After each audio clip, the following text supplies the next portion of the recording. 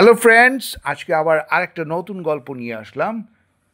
আজকের গল্পটির নাম হলো পাথ অফ সালভেশন, যাকে বাংলায় ট্রান্সলেট করলে হবে মুক্তির পথ।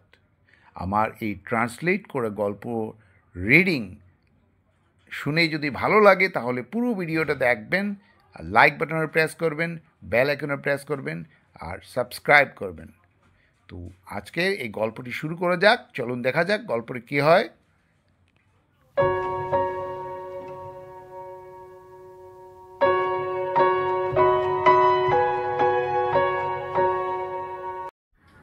Once Prince Siddhartha was wandering in a garden.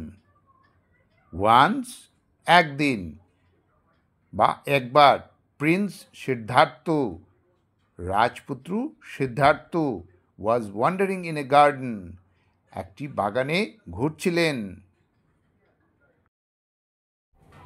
মিনহোয়াইল এই সময় হি সো তিনি দেখলেন বা দেখেছিলেন এ shepherd driving 10 to 11 sheep and goats,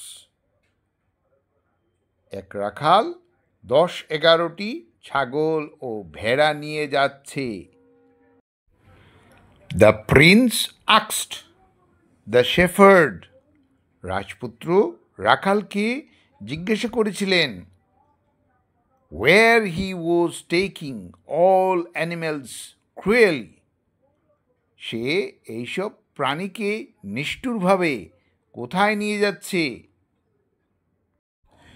The shepherd replied that, রাখাল উত্তরে বলেছিল যে all these animals, এই সমস্ত প্রাণী বা প্রাণীগুলোকে were being taken for sacrifice in a special ceremony of King Bindusar, রাজা বিন্দুসারের বিশেষ অনুষ্ঠানে বলি দেওয়ার জন্য নিয়ে যাওয়া হচ্ছে।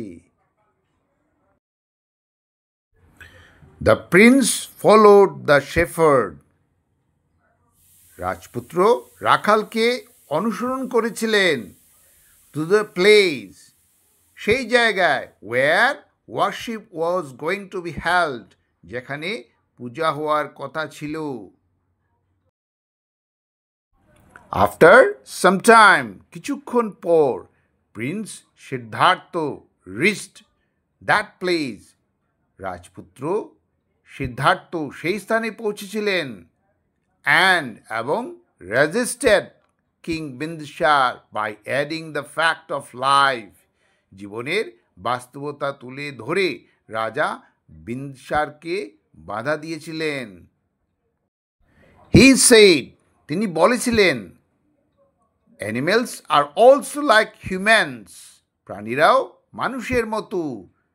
দে হ্যাভ দেয়ার ফ্যামিলিজ, তাদেরও পরিবার আছে। দেন তাহলে why do we take their life for our purposes, আমরা কেন আমাদের স্বার্থে তাদের জীবন কেড়ে নেই। কিলিং অ্যানিমেলস, প্রাণীর হত্যা, নেভার গিভ আস সালভেশন, আমাদের মুক্তি দেয় না। It gives us a kind of unsatisfaction, এটি আমাদের এক ধরনের অস্বস্তি দেয়। সো তাই we should stop doing all this things, আমাদের এসব কাজ বন্ধ করা উচিত। এবং অ্যান্ড নেভার ইমপ্রিজন অ্যানিমেলস, কখনোই প্রাণীদের বন্দি করা উচিত নয়। আজকের এই গল্পের মডেলটি হলো don't heart others for your own purposes, তার মানে হলো নিজের স্বার্থে অন্যকে আঘাত করো না। আজকের এই গল্পের রিডিংটি কেমন লাগলো, যদি ভালো লাগে তাহলে সাবস্ক্রাইব করবেন, লাইক বাটন প্রেস করবেন। Thanks for watching, bye bye.